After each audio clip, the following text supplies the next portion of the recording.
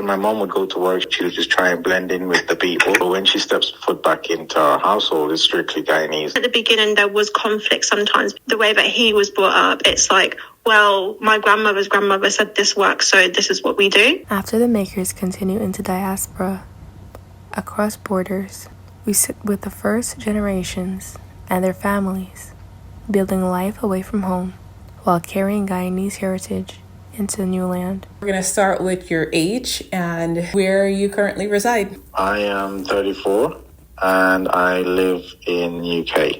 Where were you born and raised? I was born in Georgetown, Guyana, and I was raised in Georgetown. So your family migrated to the UK. Tell me about that transition. Being Guyanese born to living in the UK, it was certainly a transition, okay? It took me at least 4 years to even give the UK a chance, because when I migrated, I was like in my teens, leaving everything you know to go into somewhere that you don't know anyone or any family members living close by. It was very, very hard. But as you give things a chance, it becomes easier in anything that you do. Getting used to the weather was the worst. Also, getting used to the food, the taste of the food, different, what you can't get and what you used to get back home, it's completely different. And you'd have to just give up on certain things that you love so much, i.e. coconut water, Chinese food, hot pepper sauce, etc. When you were witnessing your parents in that transition, what did you observe in terms of them being able to carry Guyana forward? Was it difficult for them? Was it easy? What did you witness? With my mom at the time and my dad, what you're trying to do when you come to this country is integrate into their society, because you're not really in Guyana at that time. So you're just trying to integrate into their society. Your culture will always be there, but I think when you're actually speaking to other people that are not from there, try to just fit in with their culture and not try and stick out like a sore thumb. But when my mom would go to work, she'd obviously be her Caribbean self, yes, and her Guyanese self. A little bit of hints will pop out to the people around her, but she'll just try and blend in with the people in the UK. But when she steps foot back into our household, it's strictly Guyanese, like almost everything. I think when you come here at an older age, it's harder to acclimatize and lose that inner identity of who you are. So for her to get rid of that Guyanese part of herself was really hard. I just looked at it and I know she will never ever get rid of that part of her. And I thought she managed it quite fine. But I think our parents from Guyana, or probably in the Caribbean maybe, I'd say, they generally don't really like to show us the struggle, especially if they've brought you across here. They generally try to shy you away from that so that you can live a comfortable life. So I think maybe she might have gone through some struggles, but I'm not too sure of it because I probably haven't seen it. We're talking about transition, and you have gone from transitioning to being a child who is under the age to now having children of your own. What parts of your Guyanese heritage do you think that you are carrying forward with your children? For me personally, I think the food is generally one of the main things that I try to make sure that they know flavor and make sure they experience that type of flavor from the Caribbean, or from Guyana, should I say. Mannerism as well. I do try to bring that across into them and teach them how to be, mannerly in society and growing up, and how it is to be mannerly and not to be disrespectful to people. The first world, there's a gap there where people just, I don't think they have a lot of manners. But obviously in growing up, my parents were very strict. So I tried to install that into them as well and show them how important it is for them to be like that. That's all I can do at the moment until I want to get them into Ghana and actually show them around a bit more. But I think because I'm so far away and talking to them, because they're so small, they don't really understand it too well either. Do you see your Guyanese culture as something that has to be preserved, or as it was, that is, or do you see it as something that grows differently as your family is growing, as society is just happening? I think it's growing with society, to be honest with you. And I think because I'm not in Guyana, I am kind of like missing out on how things are changing there as well. And my thinking now could be different from the current Guyanese that actually live and reside in Guyana. So in general, as everyone do, they evolve, and that's kind of what's happening. You just evolve with your surroundings and how things are going. Your kids are first generation British in a multi-ethnic household where Guyanese culture is not the only culture within that household. How do you ensure that the Guyanese identity doesn't get diluted, but at the same time stand respectfully alongside your partners? I do speak a lot of about Guyana and our culture every single day. Well, I used to visit Guyana quite a lot. I watch a lot of YouTube videos about Guyana, and I make sure that the whole family sat down watching everything. Every other day, every other weekend, I was watching about Guyana, watching things that happens in Guyana, reading about Guyana, so that my kids actually know, and I tell them stories of when I grew up or what I used to do, and what you can experience if you did go to Guyana. So all those things, I do know them. And then obviously every single day they live the British lifestyle, but I still make sure I do my bit to make sure they understand that you still have somewhere that may feel like home to you apart from here too, and somewhere you can actually go and feel welcome to. As you're raising your children, do you feel a weight or pressure with holding space for your Guyanese identity, holding space for them to be aware of that, and also being a British person?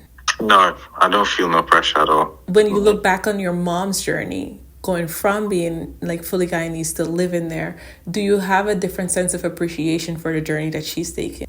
I do. I do have a little bit of, appreciation, yes, because it takes a very, very strong person to do what she's done, like literally dropping everything that to coming to a stranger's land and trying to start up a new life, especially when you are not as young. You don't know anyone. It's not easy. So I do appreciate that from her perspective and trying to build a life for her family. So yeah, that's where I see that. For people that were born in the UK with Guyanese or Caribbean heritage, do you have any advice to them if they are feeling particularly disconnected because they didn't have parents that are doing what you're doing for your children? I would suggest to them to actually travel down to Guyana and spend some time. If they do have family members still living there, make sure that they connect with them and go and spend at least 6 months there with them. It will open their eyes to feeling what it feels like to be Guyanese.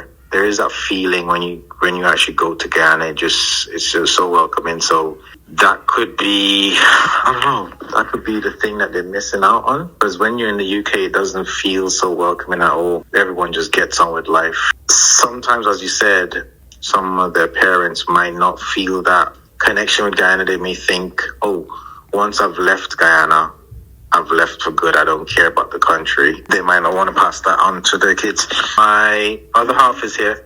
Yes. And she wants to say something. I just wanted to add something. I've met a lot of Guyanese people that have been born here, and they've not really understood the culture very well because they've never visited Guyana, and they just kind of have an idea of what it's like and what the culture's like, and they might have like preconceived ideas about it just from what other people have said.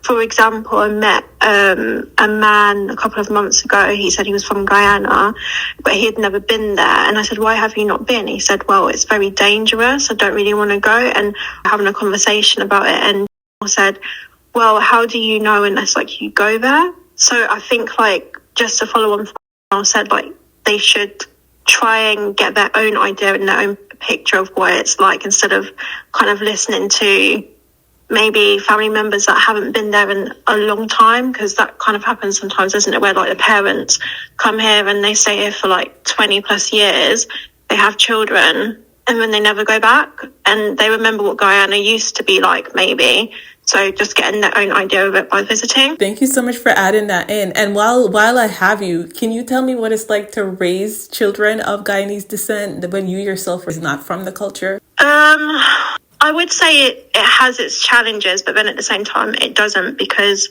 my mum is from Jamaica, so I grew up in a Jamaican household. So quite a lot of things kind of like intertwine and I'm familiar with.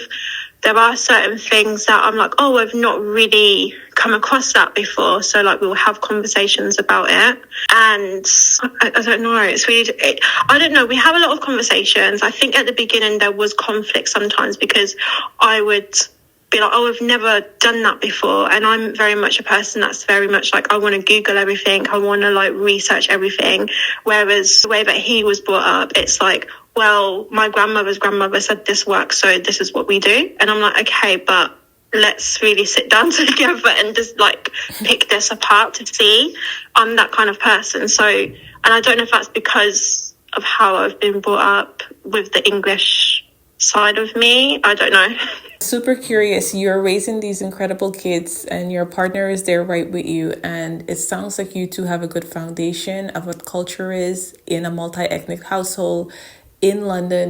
I want to hold space for the people who might be abroad, that might be listening to this and don't necessarily understand the complication of what it means to leave a place and then raise these children that have this different identity. Like, how can Guyanese people welcome back, right? Children of the soil that were not born on the soil?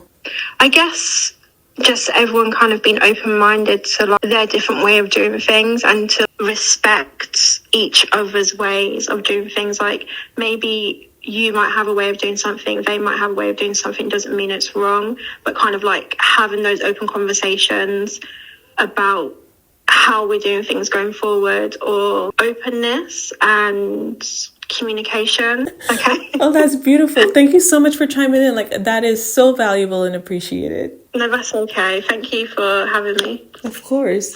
And I'm going to come back to you. Let's close out today's talk with you, the child of the soil, giving us your parting words. Guyanese who have obviously left the motherland and actually traveled abroad and have had kids in the Western world, they should really and truly encourage their kids, if they've never had the opportunity to take their kids back to Ghana, they should really encourage their kids to visit Guyana, because it's actually a beautiful, beautiful country. The people are welcoming, and even though you weren't born there, I promise you, when you actually go there and you actually meet the people and they meet you, they will, you'll feel at home. You'll feel right at home. Whatever you've ever experienced, you've never experienced the welcome, the family feeling that you'll experience when you actually reach Guyana. I've met quite a few Guyanese kids who've never actually stepped foot in Guyana. And they don't know what they're missing out on. Like, for example, when I just mentioned that she met a Guyanese man, but he's not really Guyanese. Like, he's a British-born Guyanese. The fact that he had this notion that, oh, Guyana is a bad place and I wouldn't go there, it's really, really bad, because you can't make assumptions like that just by hearing what somebody said without stepping foot in the country. And I'm pretty sure if he actually get rid of that notion and actually brave it and just went there and see what it's like, he would actually fall in love. And I think some of our Guyanese people really, really sell our country really badly, because they pass on the negativity and be like, oh, I wouldn't go there because this is bad and that's bad and this is that. But what they fail to understand is that everywhere in the world have got bad and good, and you need to see the good in things rather than just focus on the bad. Make sure that they impart something and say, listen, if I give you bad advice on Ghana, you should actually go and take it in yourself and see what it's like. So that's my last take on it. I think everybody should let the kids who've never been before and just try it one time, or even more than one time, because I definitely want my kids to try it more than once. So that's me. I appreciate you so much. I enjoyed answering your questions and hearing it, so thank you. Oh, of course. I appreciate every breath that you've both taken to sit with me today and talk about raising first-generation Brits with Guyanese heritage. And I am just so grateful for your time. So thank you.